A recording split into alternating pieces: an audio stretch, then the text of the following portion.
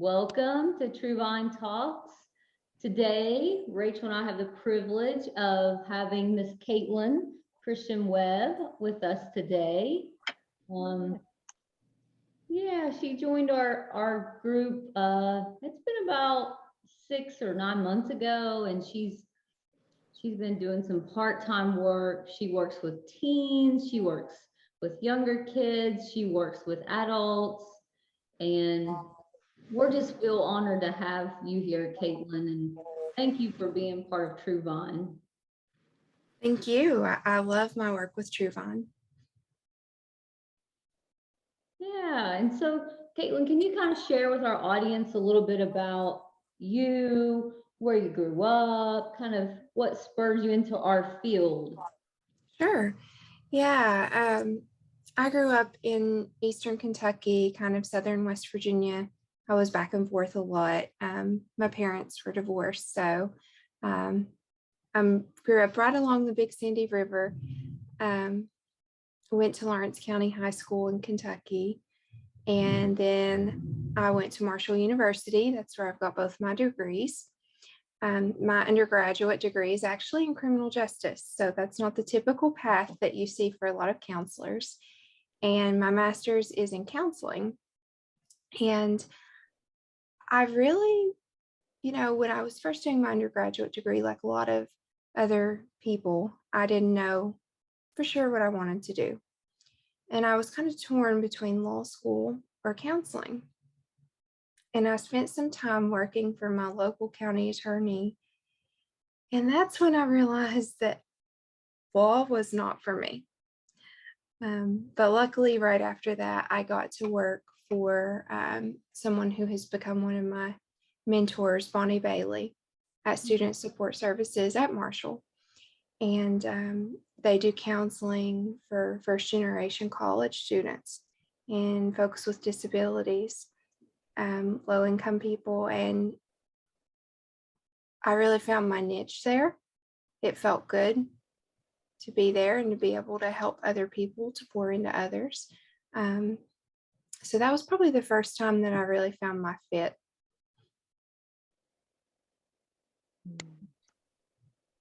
Well, that's something new. I didn't know she was going to go into law like me, Rachel. I know. I'm listening to Katlin. I'm like, that's Linda.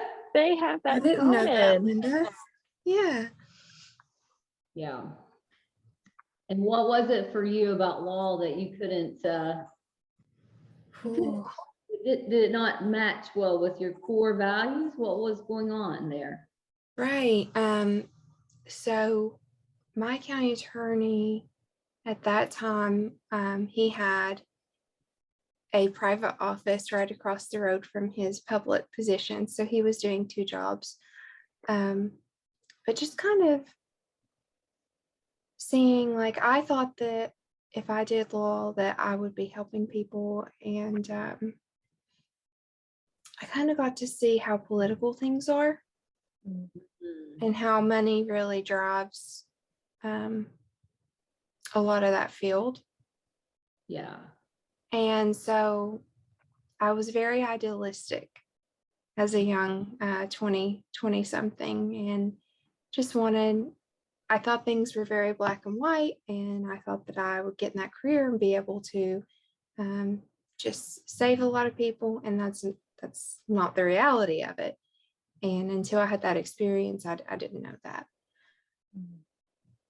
Yeah. Yeah. So you found what you were looking for in counseling instead. Yeah, counseling it felt right. It felt like I was doing what God was calling me to do. And I can remember during my graduate work, like really feeling like, oh, this is really a calling. This isn't just a career. So that was very affirming to me. Yeah. And so you are currently a school counselor. Yeah. And so is there anything that you'd like to share about that? Like how you chose school counseling? Sure. I chose school counseling because school counselors up until that point in my life had made the biggest impact. And I loved kids, and I just wanted to be able to be in that position. So Student Support Services, Bonnie Bailey, one of my mentors, they do mental health counseling in their program. It's a trio program. And you will see those programs at different universities, and their sister program is Upward Bound, which is a program that maybe more people know of. They go into the high schools and connect mainly first generation college students with resources. But at the college level, it's kind of like a school counselor for people who don't know how to navigate the college system. And then they will offer mental health as needed and things like that. So Bonnie was definitely instrumental in my path. And also at high school, I had an amazing school counselor, Luann Finley. She's retired now, but she made an impact in so many people's lives. She was very much present for me when I needed someone, and she saw me. And, initially our relationship was about college and scholarships, and then that bloomed into her really being there for me when I needed someone. And so thinking about the impact that those two women made in my life really kind of guided my choice into school counseling. That's awesome. So you had some really great role models. Yeah. And what that looked like and how you could be that for others. Exactly. Yeah, I like how you were inspired by how others treated you. And Oh, yeah. Attuning to your unmet need in that time. That's what we do. Tune into people and their needs and seeing them. And so that's kind of what them being there for you and seeing you. That's what kind of, I want to be there for others. Is that kind of what happened for you? Exactly. Yeah, exactly. Yeah. That is so positive. I'm just looking at our notes. Would you say that those are the life experiences that kind of shaped you to move into this field, or is that? Yes, exactly. Yeah. What are some of the skills or characteristics that you observed these role models using, right, to be there, to be attuned to you, that you now try to emulate as a counselor yourself, if that makes sense? That's a wonderful question. So when you say the word attuned, they were both very attuned, and they were able to see, maybe I was coming to them because I was a first generation college student in rural Appalachia and didn't know how to navigate the system and needed help with those things, but they were able to see under that and notice, oh, this person may have some anxiety or some other obstacles in their life that they're going through. And they were very much supportive of me. And they picked up on that. So that was one of the characteristics that I really wanted to emulate. And then just their genuineness, their kindness. When we think about Rogerian counseling and being person-centered, both of these women were definitely that. And I wanted to be able to be that for other people. Yeah, that's that empathic attunement that Dr. Sue Johnson talks to us about. That I mean, if you're just there, but you're not genuinely caring, people pick up on that. Yeah. People know. I formed a bond with them, and that's something that I do now with my clients and my students. My clients, my students, they tell me things that maybe they haven't told anybody before, and we work through those, and I help them heal, and that does create a bond, and you care about them. Yeah. What an honor to have someone share with you something they've never been able to share. Yeah. And when people come to counseling, they usually are afraid of judgment, criticism, afraid to trust people.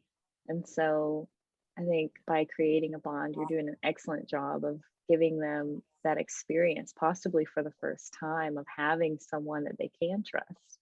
Right? You're like teaching them, like, not all people are going to hurt you. Yeah. Yeah. That's good. So when did you get introduced to emotionally focused therapy? Was that from me or was there another? I don't remember. No, from you. Before I started working with you, Linda, I thought that I was primarily a cognitive behavioral person. You do. So CBT is all about changing the way you think. Is it all or nothing thinking? Black and white? Are you looking at something wrong? So it's very in your head. And you have to almost be at a certain level already mentally to be able to do that and for that to work for you. So for a kid or maybe even a teenager, that's hard. And so you had, whenever I very first started the process of working for you, you gave me a stack of books. Oh, yeah, I did. And I dove into those. And through my supervision with you and with Rachel and researching some things on my own, I feel like I've really grown in emotionally focused therapy. And it's now something that I use every day in both of my positions.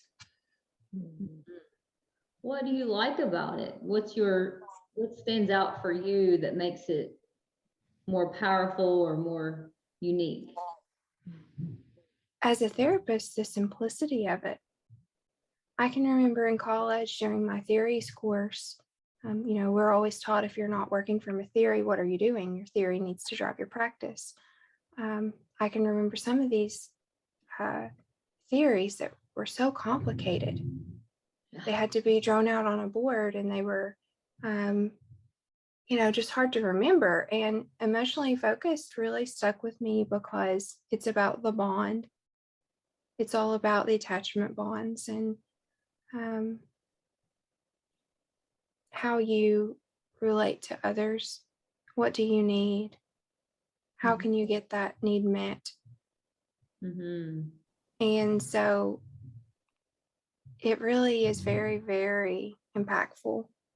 And it's slow, but those slow strides that you make with EFT or EFIT, they really stick with the person. It's kind of like a diet almost. Like you see people who maybe do these quick diets and they're in and out, and then you see them a year later, they've gained all their weight back. Same thing can happen with therapy.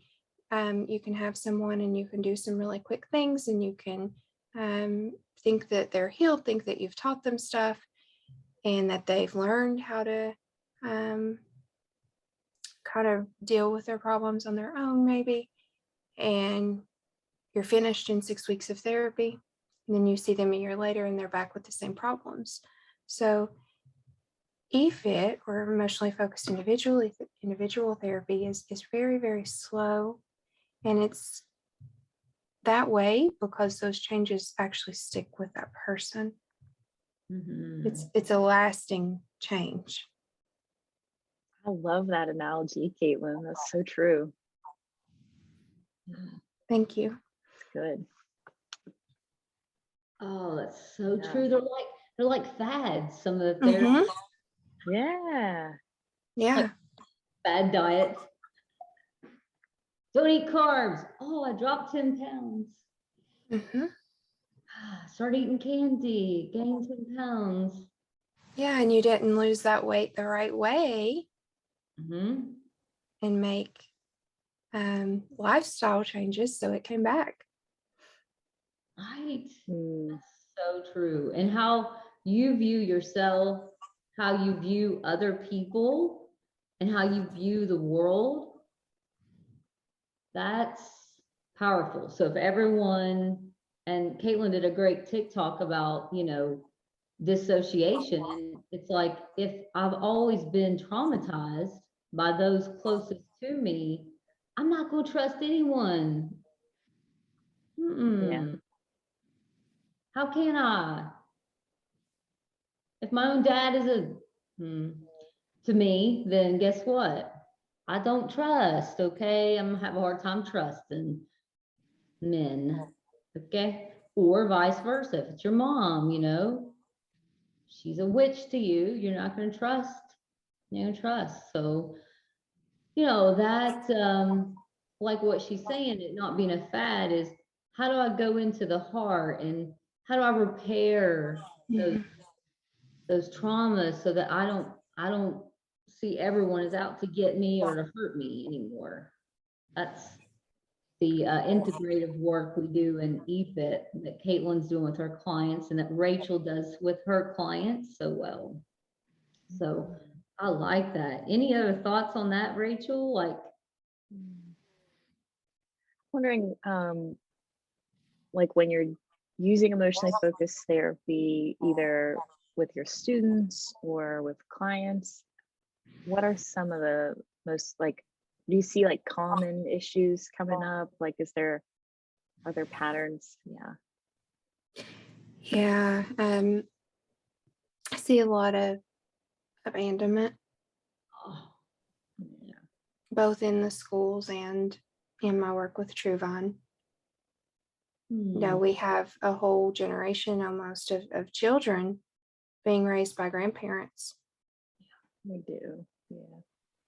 or we have, the majority of our clientele and our students don't have both parents. And that can leave a lasting impact. Mhm.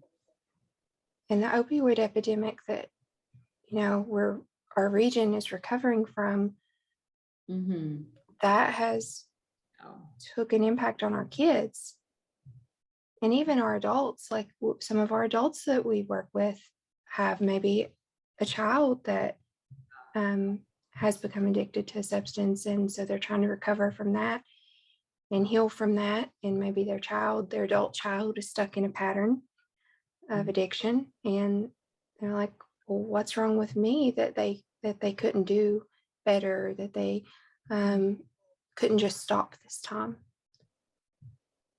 So trying to teach people that, like Linda said, not everyone's bad. Not everybody's going to leave you. And a lot of people have never had a voice before. They've never been able to tell others what they need. It never mattered So true. before. Maybe to their caregivers or to the people that were raising them. So I'm trying to teach them how to assert their needs and get their needs met. well stated, Caitlin. Well stated. Yeah. Thank you for giving them a voice, letting them have one. Yeah. That's what we do, isn't it? We give people a platform where they've never had anyone see them or hear them. It's very good. Love what we do, don't we? We love it. Yeah, so much. Yeah. Yeah. So you talked about the opioid epidemic, which has impacted lots of families. How do you feel the COVID pandemic has impacted? I know that's had a huge impact on kids in school. I mean, just everybody. Does that show up a lot in your work? Definitely. With both children and adults. It's this overarching worry in the background, at the least, for everyone. I've had clients with our practice that have really struggled with the isolation and feeling alone. Maybe they're working from home now all the time, and so they don't get much social interaction. Maybe they're the only one that lives in their home. And then, with the students, we had 2 years of kids that were basically working from home And we don't know what those homes were like. Some of them maybe were good. Some of them maybe not so good. Even in my own home with my 5-year-old trying to do virtual schooling, it was so hard. And it was traumatic almost. I'm not a teacher, so I'm trying to figure out how to teach my child, and my child has special needs. So that was hard. So kudos to our teachers out there for sure. But the pandemic has really created a lot of anxiety, maybe triggered some depression. Oh, yeah. And so those issues are definitely showing up. And, you know, I always tell my teachers, if a child has depression, anxiety, they have trauma that they haven't healed from, they cannot focus on your math or on your reading. They're not going to be able to take that in. It's the same with an adult. They're not going to be able to be their full self, or maybe focus on their job. Maybe they wonder why they get so distracted every time they sit down to try to work, why they can't get a task done, or why they can't complete the things that they want to complete. And it's because they're so focused on their trauma. Maybe they're in a trauma response all the time. And what I mean by that is they're on edge, they're nervous, they're stressed, and they're so stressed that they can't focus on the everyday tasks that they need to do. You're so right. Good question, Rachel. I'm looking at Rachel. So go ahead, Linda. She's letting me go. Cool. And I'm looking at our questions because I have to have a cheat sheet, folks. Okay. I'm looking at them too. Yeah. It's okay. Thanks for validating me, Rachel. Yeah, no problem. We're on number 9. All right. What suggestions do you have for our listeners for beginning like the therapeutic process with you, Katlin? What do you want them to know? Wow, thank you for that question. Yeah, I want them to know that I'm excited to work with them. I had a client the other day, because in the beginning of session 1, we always go over some housekeeping things. And I had a client say, how do you do everything that you do? And Linda asked me that. And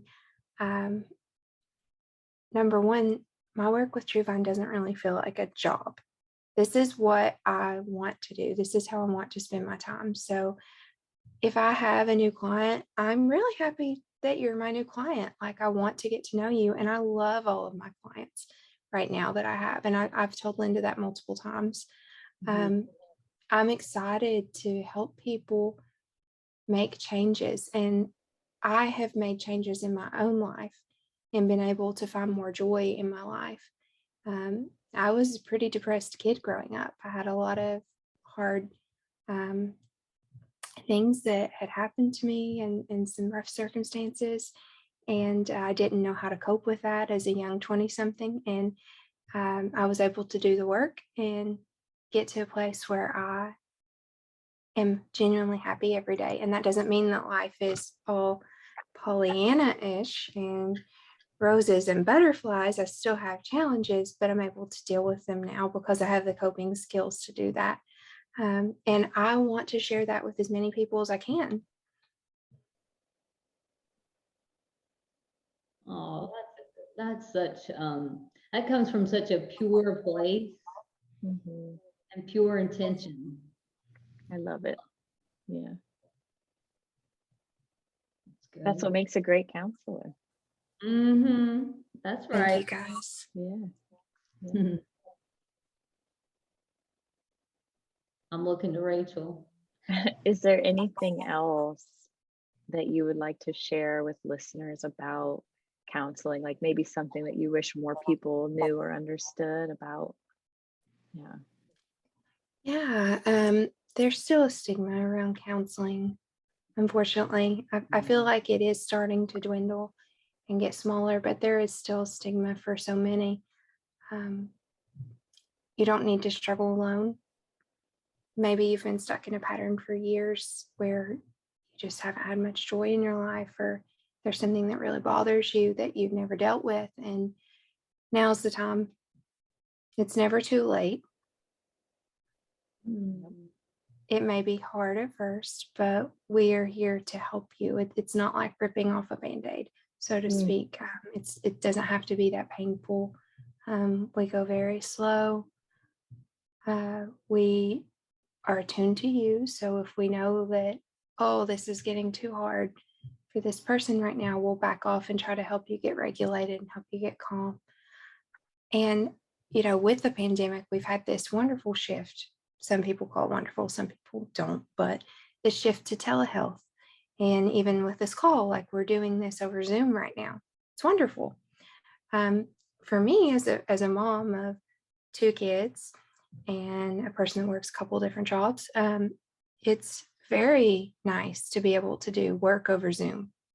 And I've had a lot of reluctance with people who reach out and they're like, oh, I don't want to do it over Zoom, maybe. Well, they don't have any experience with it yet.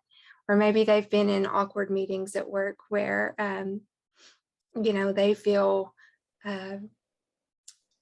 like they don't want to turn their camera on, or, things like that. But with what we do, it's actually been pretty flawless with the system that Linda's purchased and our procedures. And so, some counselors are doing just phone calls during the pandemic. For me, that would never work. I need to see you. But being on Zoom is no different to me than being in the office with you, because I can see your face, I can see your body language. It's almost like we're in the same room together, So it's been wonderful for our field, and that's the way that I do work with TrueVine. I do all my work through telehealth over Zoom, and I'd love for you to join me. And the good thing is, you can take us anywhere with you. So if you're traveling, you don't have to spend money on gas, all those things. Yeah, you can do therapy on vacation. You can do therapy on your lunch break from work. It's great. Absolutely I'm great. making that face, Rachel, because I'll see people while on vacation. No, this is like never stops. Yeah. Rachel's trying to teach me some boundaries. I need to learn from Rachel boundaries. Yeah.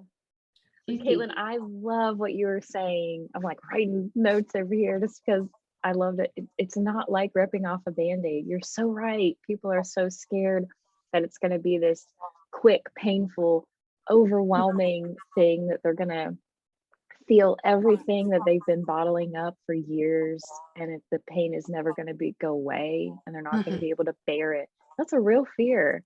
I noticed lots of people have, and I love that you say it's not like that, because especially as EFT therapists, we are working within what's called your window of tolerance, right? And we're going to keep you right on that edge, and we're going to pick up from what you're sharing with us when it's too much, and we're going to slow down. We're going to take you to a positive moment in your life. We're going to ground you, right? We're working at your pace. I like to tell people, I am not 5 steps ahead of you, dragging you along with me. I'm right beside you, holding your hand. We're going into the pool of your emotions, and we're starting at the shallow end. I'm only going to go as deep as you let me. Right? I'm not pushing you in the deep end. I love that, Rachel. Yeah. Yeah. Beautifully stated. Walking in together. Beautifully stated. Yeah. We're not pushing you into the deep end. And that's why I think we all appreciate and love this model. It, it slows it down. When I was taught to do cognitive therapy, it was like, change how you think. Now, is that a black and white thought? Oh, are you catastrophizing? Well, don't catastrophize. I mean, it's really just all up in the head. And with this, it's like, oh, was there a time that you felt scared as a little guy? And they're like, whoa, yeah. And then they're like connecting it with their adult life. And it's like, whoa, that's impactful. So Rachel's spot on. And I love that you both have adopted the theory. I never pushed it on you guys. I just, No, you didn't. I wanted you all to have that in your toolbox if you thought it would help Mhm. you in your private practice. And I mean, you guys are blowing up. I mean, both of you have full schedules. They're great. They retain all their clients. They keep coming back. So I just applaud Rachel and Caitlin for their work with us here at Truvine. And we're just blessed. We're very blessed to use Zoom. And I'm with Caitlin. I feel like I'm in the room right now with you all, even though we're not in the room. Mhm. So Yeah.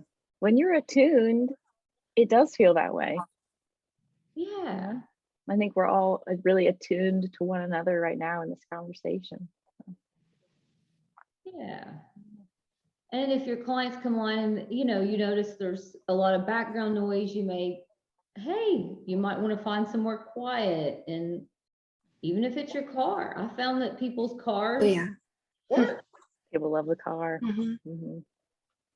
And maybe not in 19-degree weather. May need to be running with the heat on. Yeah, yeah. Let's do that. Yeah. Yeah. Any more questions or any more thoughts that Caitlin wants to share? I'm very blessed to be able to do this work, and it's a privilege. And I'm thankful that I'm at Truvine, that Linda sought me out and asked me to work for her.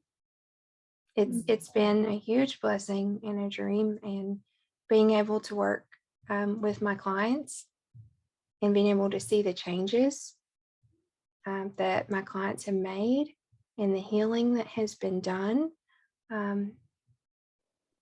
It's so rewarding. Oh, thank you, Caitlin. I'm so glad you're here. Oh, I'm glad you're here, Rachel. Mhm. Thanks, Linda. I wasn't feeling left out. I'm glad Caitlin's here too. Thank you, girls. You know what she did? She knows me so well. That was my anxious pursuer came out. Yeah. I felt like I had to validate her at the same time. The attachment. This is about Caitlin. That's all right. Oh, All about Caitlin. So thank you, Caitlin, so much for doing this podcast with us today. I know we're going to get a ton of listeners, and you did an excellent job. So thank you so much. thank you. Great podcast. All Yeah. right. Until next time. Till next time. Bye. Bye. Bye.